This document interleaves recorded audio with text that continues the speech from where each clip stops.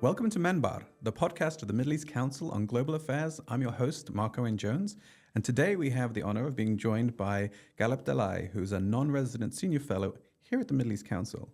And Galip's going to be talking us through the shifting landscape of Middle East cooperation, from regional integration to strategic uncertainty. Great to have you here. Pleased to be here. Thank you very much for inviting me. It's a pleasure, and welcome to the new building. Lovely. So we'll get right into it. I just want to give a bit of a preamble, right? Because we're covering a lot of ground today. So before October the 7th, 2023, the Middle East was witnessing a remarkable wave of cooperation through initiatives like the Abraham Accords, the Najaf Summit, Eastern Mediterranean Energy Forum, I2U2, IMEC, and the Baghdad Conference.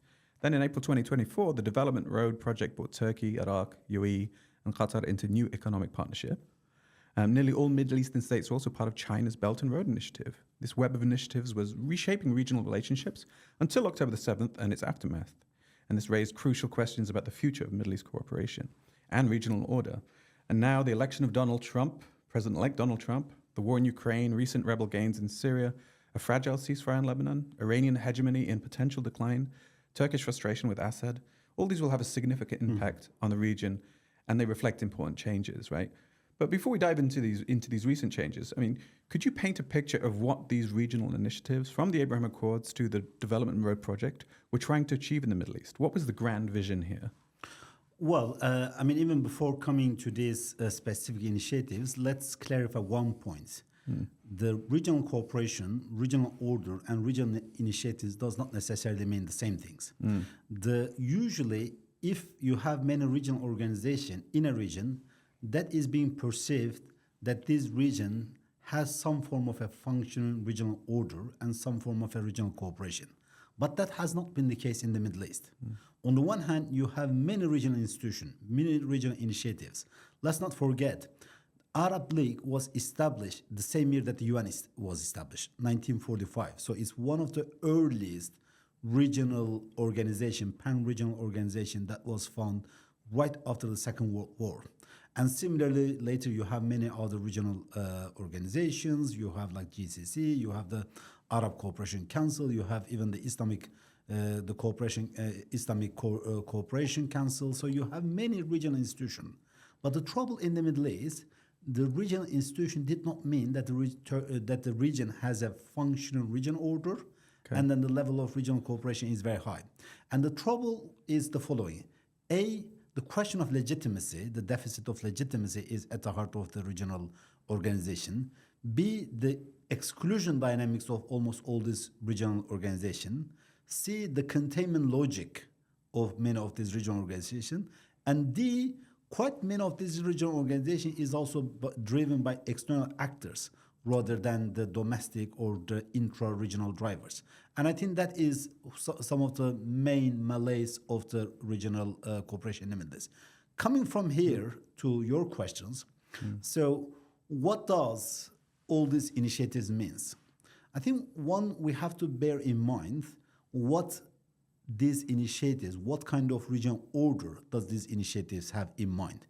Because there's an intimate link between regional initiatives, regional connectivity, and the question of the regional order. So let's count it. Abraham Accord, I2U2, now IMEC, Negev Summit. So we can go on and on. There are some very clear common denominators of all these initiatives. They are resting on a vision of regional order. At the heart of it is the Arab-Israeli cooperation and normalization, buttressed by the U.S. support, which excludes Iran. Not only exclude Iran, actually is premised on the logic of hard containment of Iran, which is premised on the idea of soft containment of Turkey, which is premised on the idea of the Palestinian question doesn't matter. And the Palestinian question can be made invisible or can be pushed aside. Yeah. And the fourth one is, I would also add to this, it also excludes any form of regional political Islamic groupings. So there is 4 different groupings in the region that is being excluded by these regional initiatives.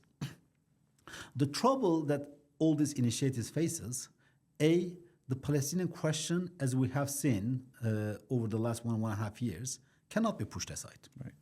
And it cannot be treated as one of the side issue in the region, because the idea was, particularly since the Arab Spring, there are old regional agenda, new regional agenda, or core regional agenda. I'm just using the book title of a book that used to be written about the European integration. And the Palestinian question was seen by many as an agenda item of the old regional order, not the new regional order. Whereas, because now you have Syria, now you have Libya, now you have Yemen, now you have Iraq, so on and so forth. But what we are seeing over the last year, Palestine is not old or new regional agenda, it's the core regional agenda. Yeah. You cannot put it aside, you cannot push it aside. So therefore, most of these regional initiatives, even though the participants have not withdrawn from them, but they did not turn into an overarching regional frameworks that can endanger a new regional order and also a new regional cooperation frameworks. I think what we are seeing since 1.5 years is the non-cooperation with Israel might emerge as one of the lowest common denominator of many regional states, particularly because of the domestic discontent. Because in Israel. No, domestic discontent in the Arab states, because Yeah. cooperation with Israel at this stage by Arab society will be seen extremely negative, if not betrayal. Yeah, I mean, we've seen So the that public will- opinion polls. Exactly. Point to just that. look at the public opinion. So therefore, this is a subject. The cooperation with Israel at this stage probably will further decrease the legitimacy of the existing regimes. Therefore, that is going to pose a threat to the future of these regimes. But that doesn't mean that the regional states are going to withdraw from these cooperation frameworks or normalization frameworks with Israel. And that doesn't mean that the U.S. is not going to push for this going forward. It will push for this. And probably under Trump, we will be hearing this more so as well. But nevertheless, I am very skeptical that a functional regional order that can be established over the head of the Palestinians, with the exclusion of Iran and Turkey, and also with the societal legitimacy, glaring societal legitimacy at the heart of all these initiatives. But it seems very linked, as you mentioned. This lack of legitimacy also seems to be in part that these initiatives seem to be externally imposed by people not taking into the account the demands or the desires of people who live in the region, right? Absolutely. This is right now is very government elite driven with as Right. little societal input as possible, because this is for many governments is actually to some extent currying favor with the Washington. Right. It's basically shielding themselves from the international criticism on the home front as well. So in a sense, this is for some regimes buying insurance policy in Washington rather than cultivating a regional functioning regional order within the region. And also there is an international context, obviously, we should not forget it. Most of these initiatives also is premised on the idea of pushing back Russian and Iranian presence or role in the region. Yeah. Like look at the IMEC. The IMEC is effectively a competitive initiative that is premised on the idea of reducing the footsteps of China in the region, but by extension Russia as well, and also making sure that the BRI is not going to be as effective going forward as currently it is. So it is a competitive project that is focused on an idea of regional order, which aims to reduce the Chinese footprint in the region as much as possible. And this is really an interesting development, because recently one thing that you see is the US is not only playing the pushback strategy by itself, but it tries to facilitate its allies' entry into the Middle Eastern landscape, particularly the Asian allies' entry into the regional landscape. We see this clearly with India. With IMEC, obviously, is the case in point, but I2U2, I mean, the countries that is involved in I2U2 is India, Israel, United States, and the UAE. And similarly, but you also see the US trying to facilitate more South Korean engagement when it comes to sensitive technologies, in terms of, because the sensitive technology is going to be one of the major area of the great power competition in the Middle East. So sometimes the sensitive technologies that the US cannot provide is trying to get the regional countries to get it from its allies in the Asia rather than buying from When you talk China, about technologies, I mean weapons, but also AI, chips. 5G, Yeah. like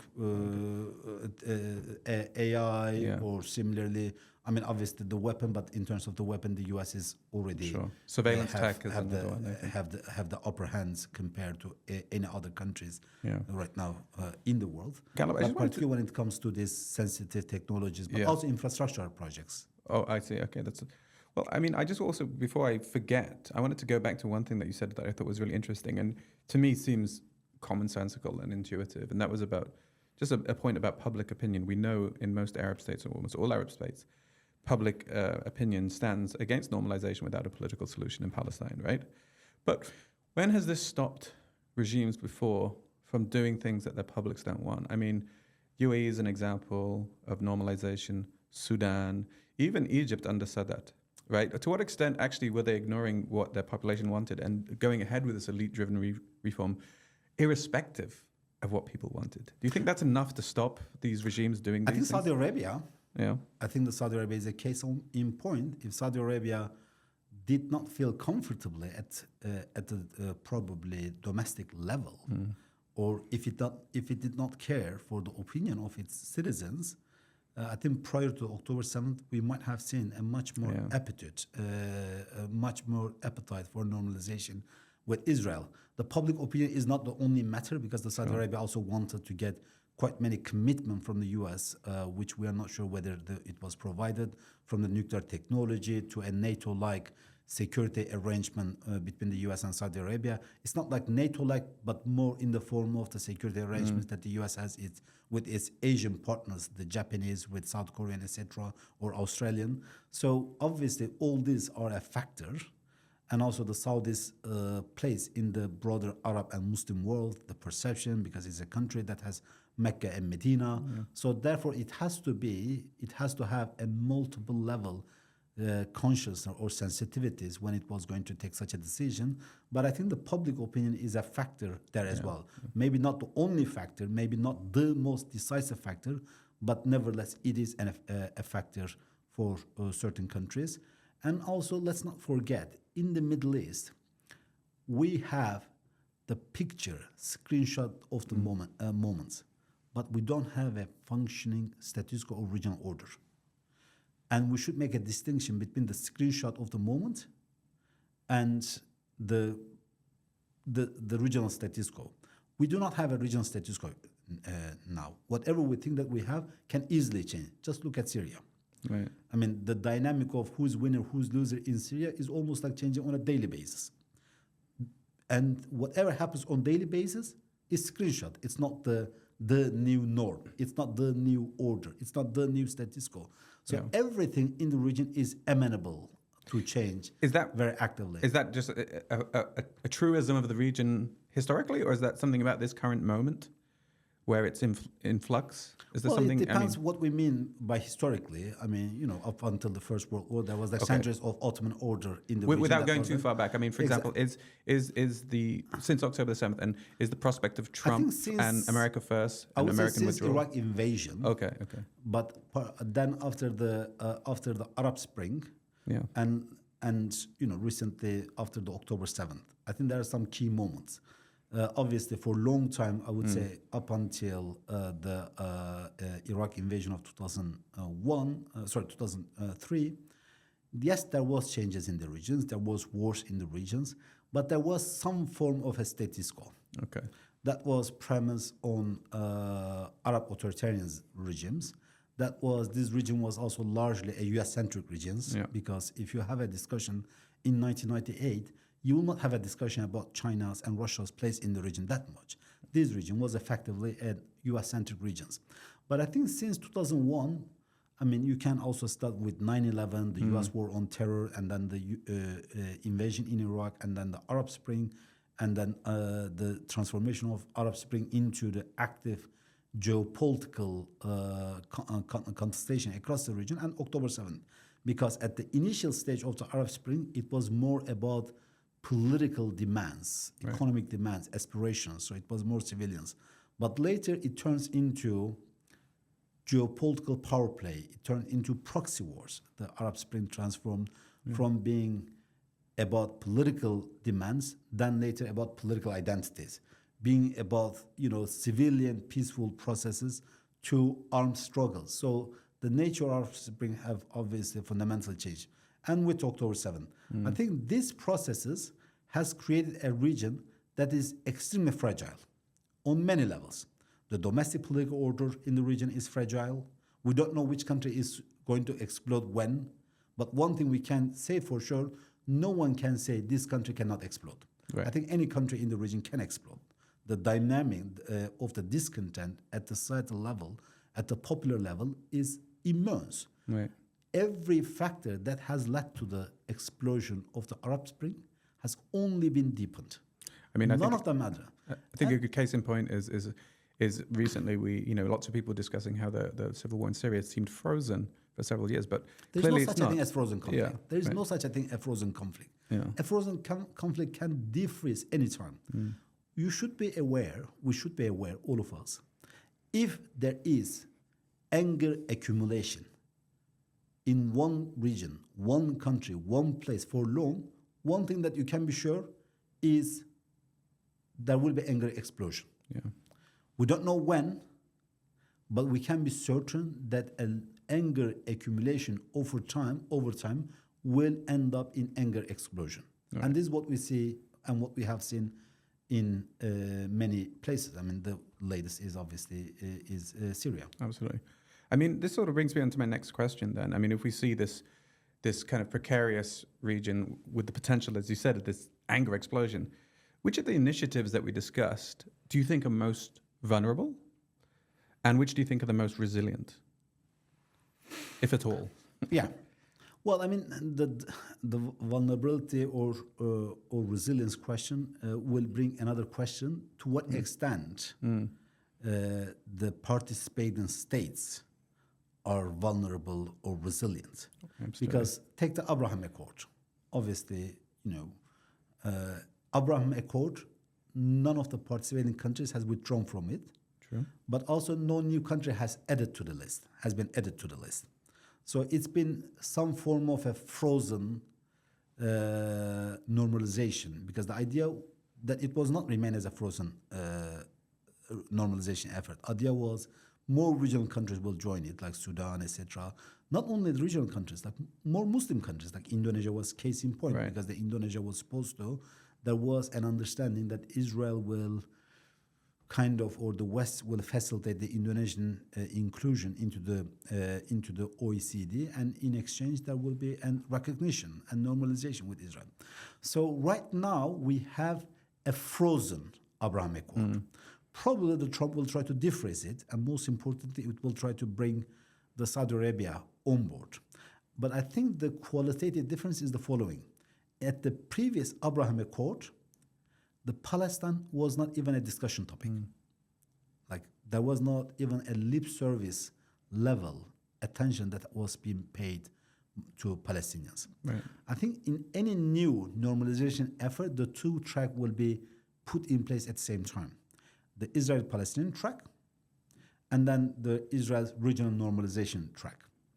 And they will try to, U.S. will try to cultivate consent or legitimacy for the regional states' continuation of the normalization with Israel through some steps on Palestine.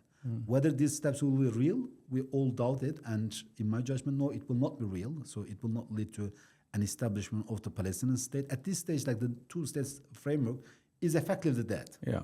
There is a one-state reality, and this one-state reality is going to be only deepened because we know what is going to happen in Gaza. The question of what is going to happen in Gaza is not a tentative question, is not a theoretical question. We know what it will happen. Why do we know? Because many of the Israeli leaders tell us what they were going to do. I mean, think you're we talking about have- genocide here. Well, exactly. Yeah. I mean, what you are seeing right now is the occupation Yeah. will deepen. What you are going to see is the settlement activities. Probably there will be some settlement activities. Why? Because many of the Israeli ministers have been saying Right. this. And if possible, population explosion as much as possible, because this is also many Israeli ministers has floated about this. So therefore, I think we know in terms of what will happen.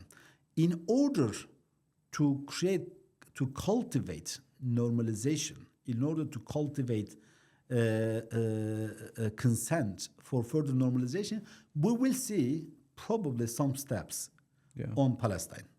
Like that will be taken. We will probably have some international conferences, whatever that means. But the international conference will not be about Israel and Palestine alone. I think primarily it will be about the Israel's further regional normalization. So this actually ties back to your further point, because obviously where the question was about which are most vulnerable, which are most resilient. It's like the Abraham Accords aren't going away. However, it seems that they're going to be dictated again by elite levels, and the voices of Palestinians at the table or the public in the region are probably going to be second to any elite-driven negotiations. Right?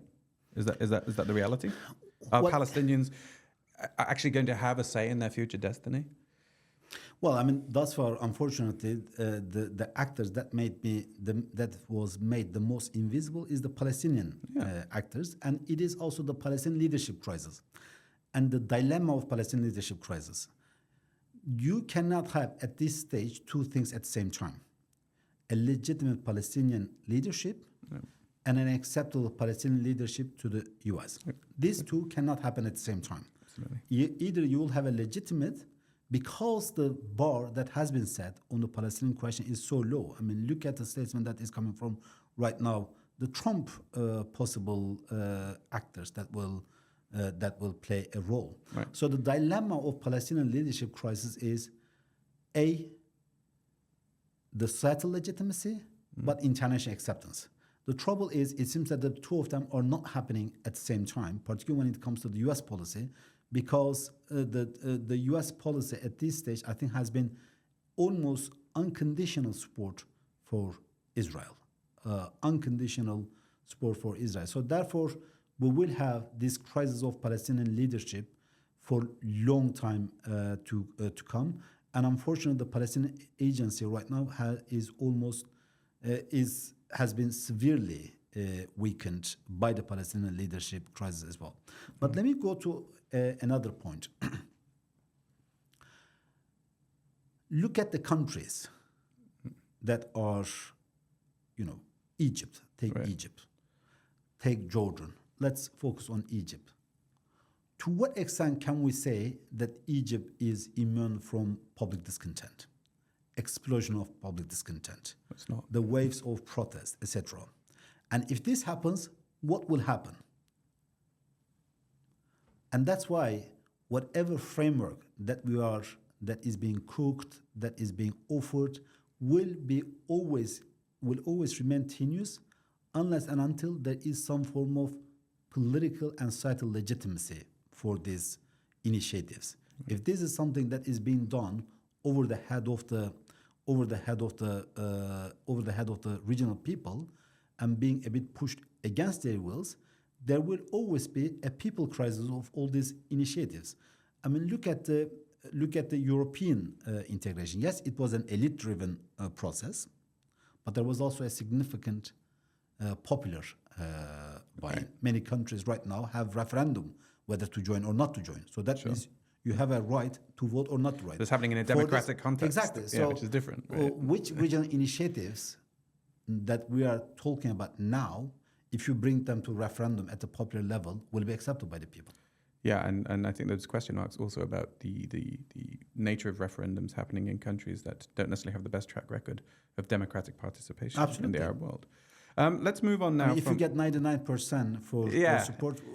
it's amazing how often so many people get 99% of a vote and no one questions that result. I always wonder about the 1%. Yeah, exactly. I think that's a counting error, right? Yes. It's a statistical anomaly. It is within the margin of error. Yeah. Or someone with bad eyesight just ticked the wrong box. Let's move on from the Abraham Accords, because I think you talked in detail about that, and that's really interesting. But let's move on to more questions of economy, which obviously involve elements of politics. But I'm really interested in the major infrastructure and connectivity projects, right? IMEC, China's Belt and Road, the Development Road Project. How has the regional instability affected these massive investment plans, which are meant to cause so much change and positive change, I suppose? I think, let's start with IMEC. Yeah. I think the next U.S. administration will also severely push for this. The Trump will also very much push for it. Okay. So therefore, we will see still the political push for it. Can you remind our audience, our listeners rather, why would Trump push for IMEC? Because IMEC is important on multiple levels. Yeah. One of them, this is an anti-Chinese project. It is a competitive project with China's Belt and Road initiatives. Secondly, this is also premised on the idea of Arab-Israeli normalization within a larger international context by bringing also India and Europe on board as well. Because in the end, the IMEC contains the India, the Gulf Arab states, Israel, and European dimension. So therefore, it is again premised on the logic and idea of the U.S. View of the regional order, which is premised on the Arab-Israeli normalization, buttressed by the U.S. support. Right.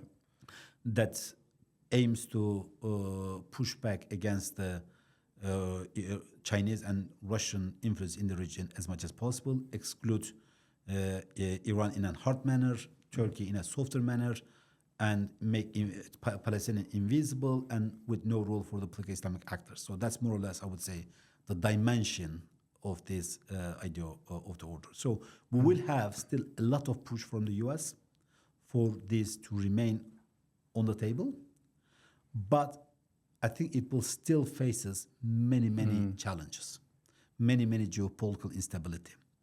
And this is interesting because almost every single initiative that Trump has started, it was more or less embraced by Biden, and major regional initiatives that Biden started will be embraced by Trump as well. Do you mean like the And containment of Iran, maximum pressure? Exactly. There was a difference, but the idea of the regional order was the same. And this is why, when it comes to the Middle East, Trump was not anti-Obama, Biden was not anti-Trump, and the Trump second term will not be anti-Biden. Yes, there are differences between them, obviously. So we cannot say that there is not differences. There is stylistic differences, there are some priorities differences, but the idea of the regional order is more or less the same, which is, again, a regional order that is being premised on the Arab-Israeli normalization, buttressed by the U.S. support, exclusion of Iran in a hard manner, Turkey in a softer manner, no place for Palestinian, and no place for the political Islamic actors. So that's more or less it. And this is why the election of Trump has generated not as much anxiety or passion in the Middle East as it did elsewhere. Because the question I used to say, the election of Trump, what does it mean for different regions? For some reason, is it a regime change in US or is it an administration change? For instance, many in Europe, the election of Trump was seen as if a regime change, which will fundamentally change the nature of European relation with the US, the nature of the transatlantic relations, the nature of NATO, the nature of geopolitical identity of transatlantic community in general. So there is a fundamental and deep implication for Europe. But for the Middle East, this was seen as an administration change. Because yes, there will be differences in style, the Trump will be very impulsive, unpredictable, ABCD, but this is more or less will be a very similar policies, but some of them will be pursued by even more severity. Let's say confrontation with Iran. I think that will be one of the major differences between them. Probably the Trump will be, at least in his first term, was more pursued a much more confrontational policy towards Iran than, let's say, Obama did. But Trump is also can be an actor that might also go for a deal. So we don't know. The issue with Trump, we don't know. I mean, I think just as a point that Trump and Biden, there is continuity in their foreign policy. That's very clear, both with Iran, both with Israel. I think the key difference, though, with Trump in Iran was that Obama, helped. He obviously led with the JCPOA agreement, which Trump upended, right? But are you saying that there is a distinction there's no distinction between Obama and Trump? Or that there is a distinction between Obama and Trump, just not Trump and Biden? I think the difference is that I would say there is continuity. All Yeah. of them wanted a U.S. withdrawal from the region Right. in one way or another. All of them saw the Middle East more of a problem than an opportunity. All of them's idea of regional order was fundamentally very centered on Israel and then normalization with the Arab state. Obviously, the Obama's major change was bringing Iran into the region equation. But that's a positive thing. That was a positive thing, Exactly. right? No. What I'm saying, that was like a major difference between Obama, Biden, and Trump. Yeah. And obviously, the Biden was the vice president Right, true, during this period. So in a sense, there is a difference of that nature. But when it comes to the bigger picture, there is much more continuity, and that's why, any major initiatives that was started by Trump was not reversed by Biden.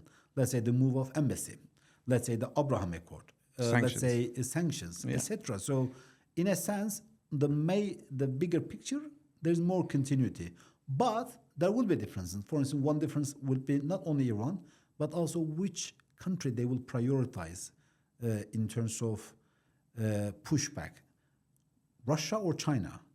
For Biden, Russia was more of a priority. Yes, it also has to do with the invasion of Ukraine, war in Ukraine, but it was much more confrontational towards the Russian presence in the region. For Trump, I think it will be China. Yeah. So Trump will probably prioritize the pushback against China. And that's why, on the one hand, many countries in the Gulf is probably happy, particularly like UAE and Saudi Arabia, probably are happy for the return of Trump.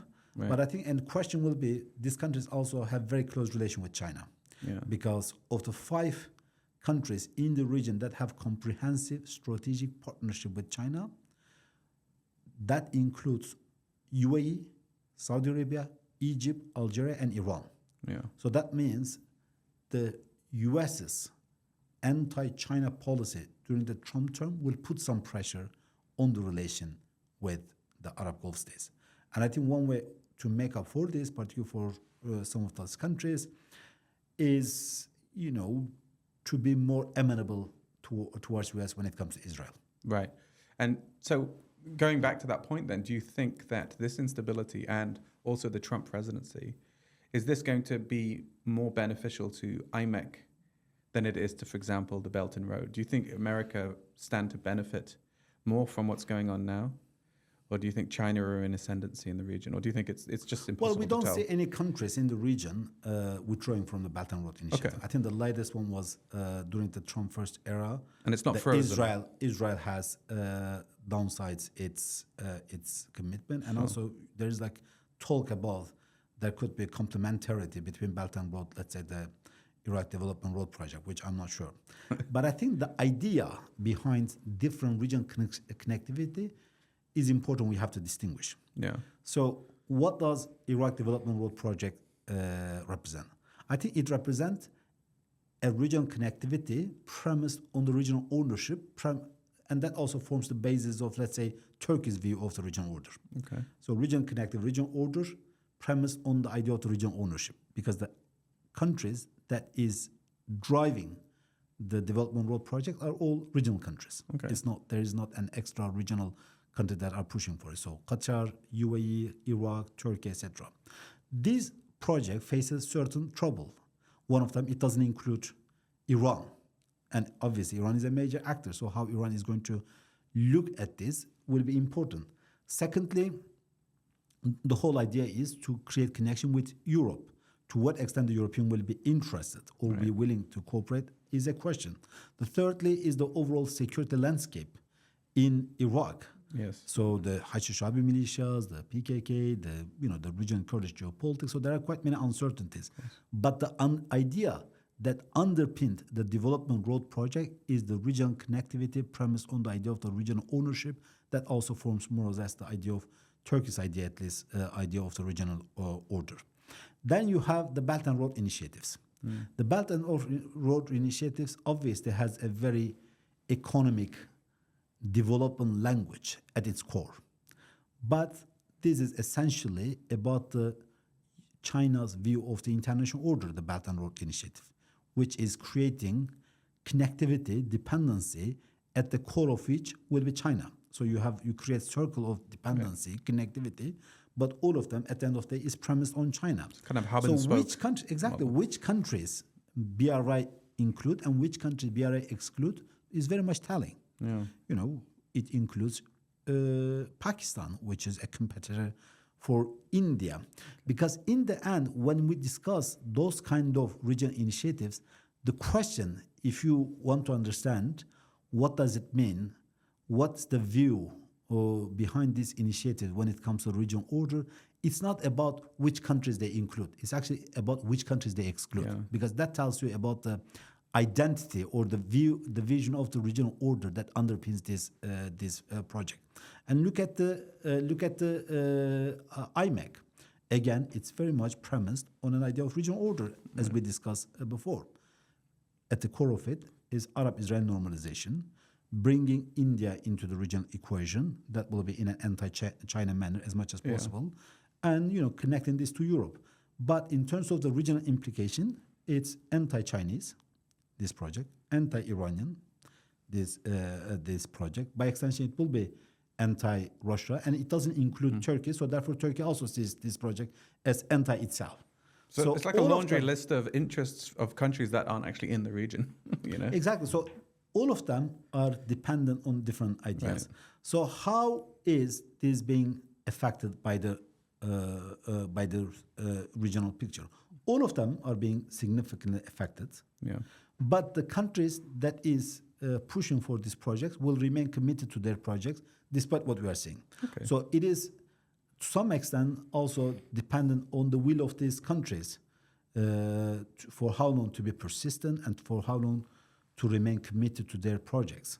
But nevertheless, the region connectivity is a major arena of the great power competition. Yeah. Because it is about reordering regions, but also reordering the connectivity lines across the global lines. I mean, just look at what we are having since the Ukraine war, but then also since Gaza.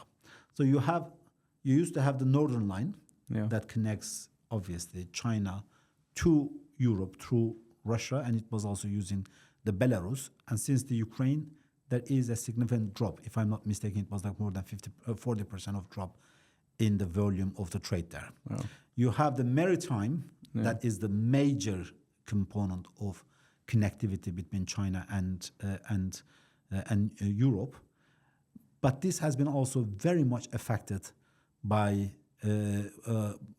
war on Gaza, right? Because of the Red Sea, because of the insecurity of this. So that has been.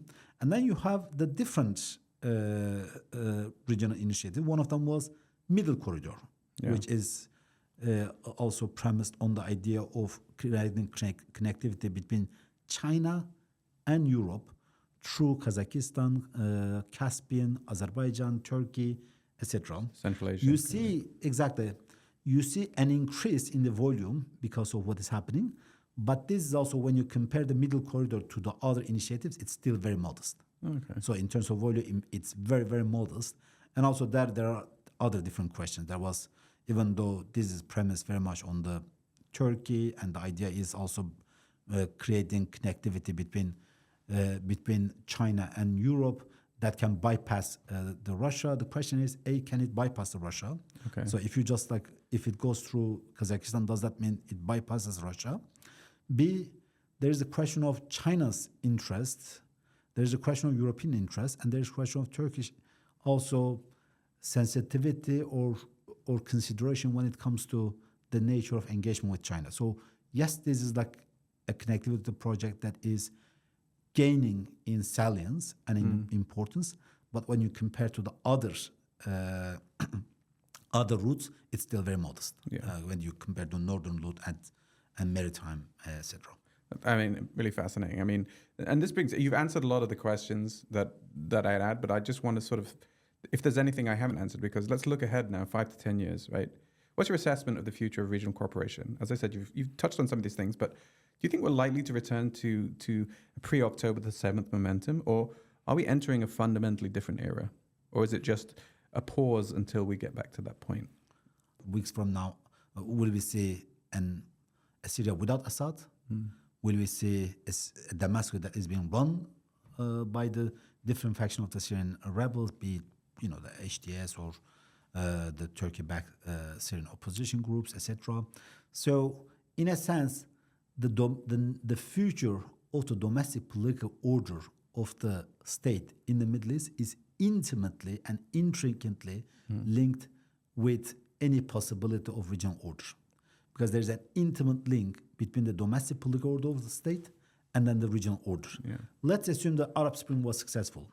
Would we have seen what we are seeing today? No. Yeah. No, it would have been fundamentally different region.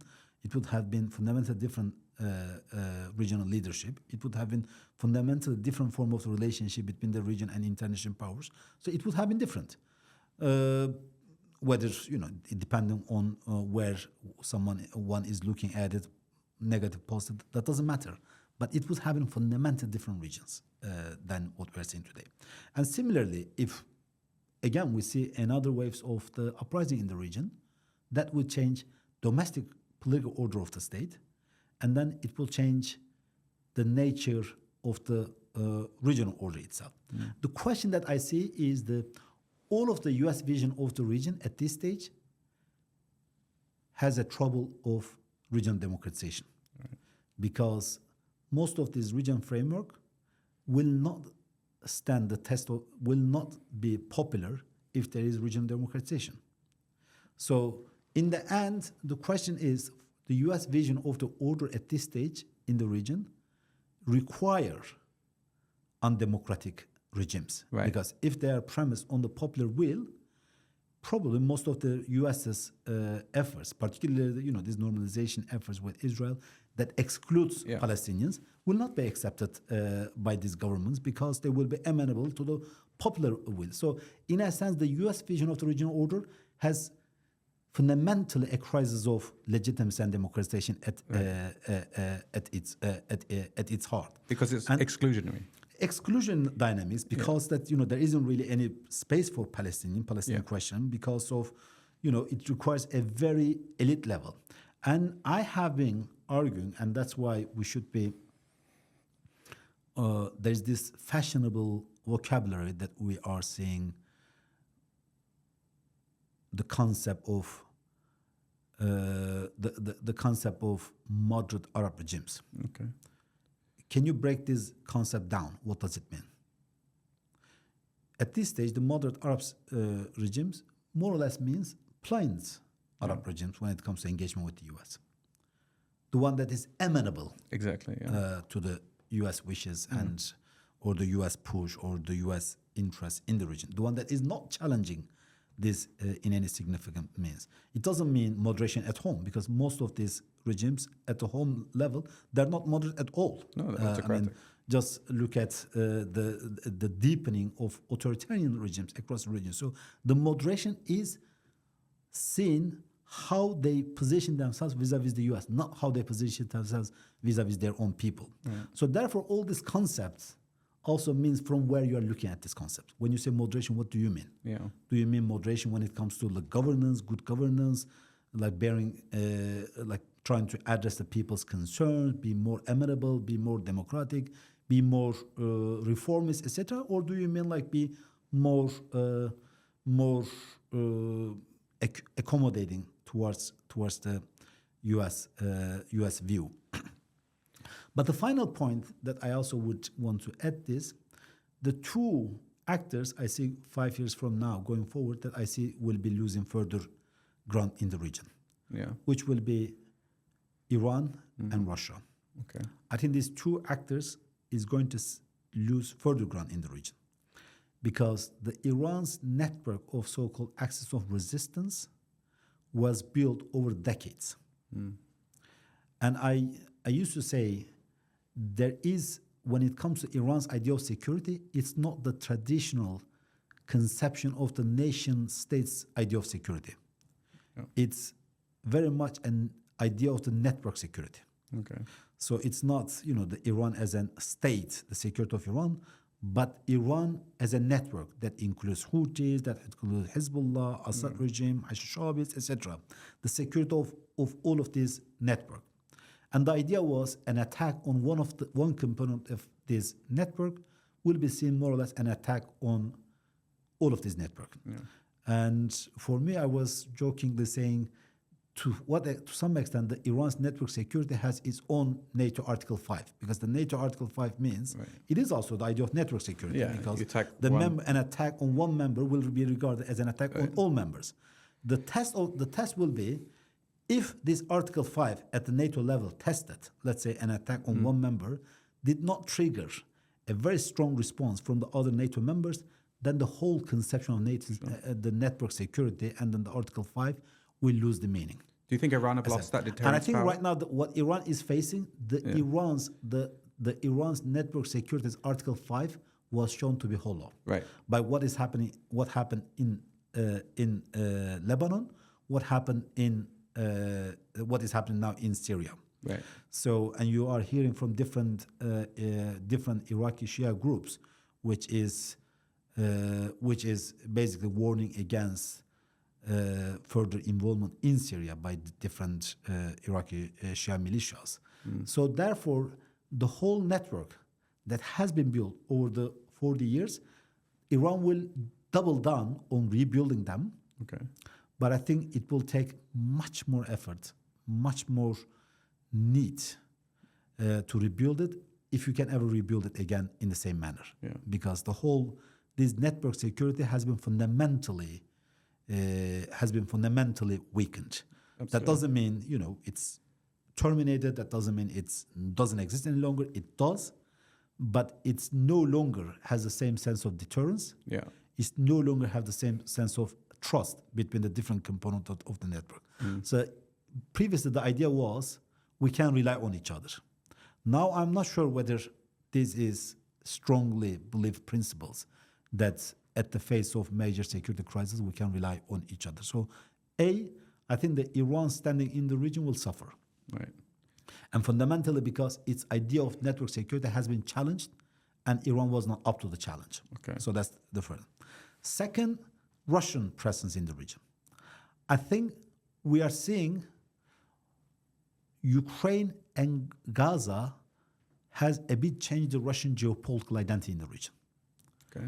Russia, to some extent, in one way or another, gaining its Sovietic geopolitical identity. I don't mean like communism in the sense, but in the sense that it's becoming part of the camp politics.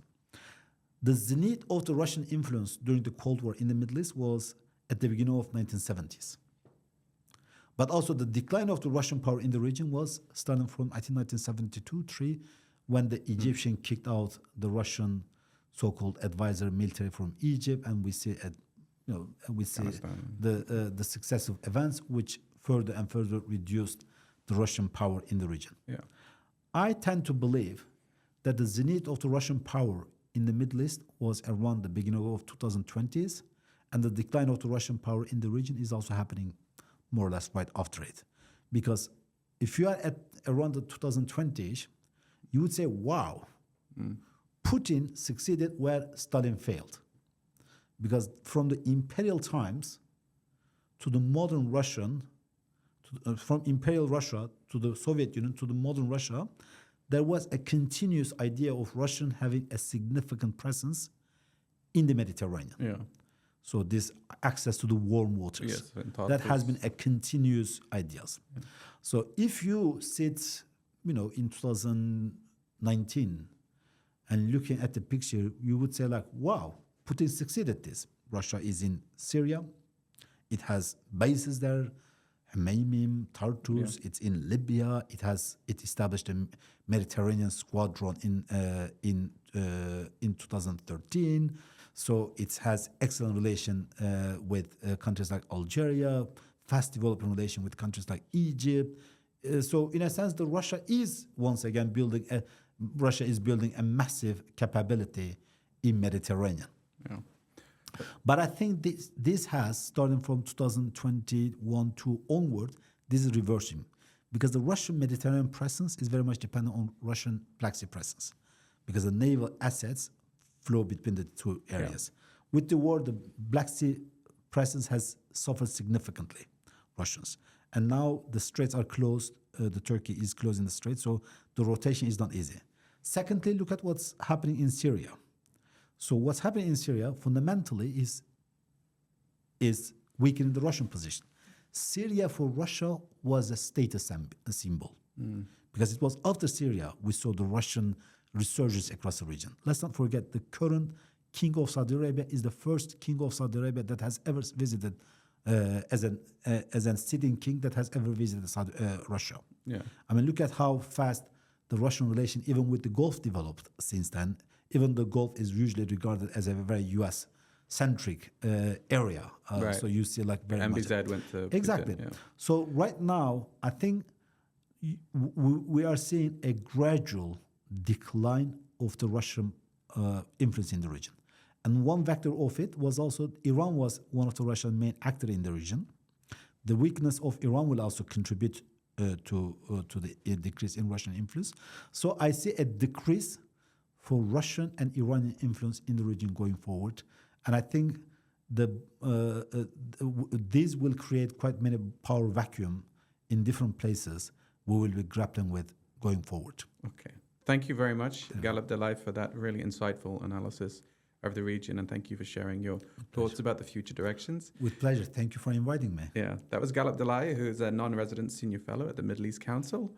I hope you enjoyed today's episode. You can like wherever you get your podcasts. Thanks for listening to MEnbar, the podcast for the Middle East Council on Global Affairs. Follow us wherever you get your podcasts.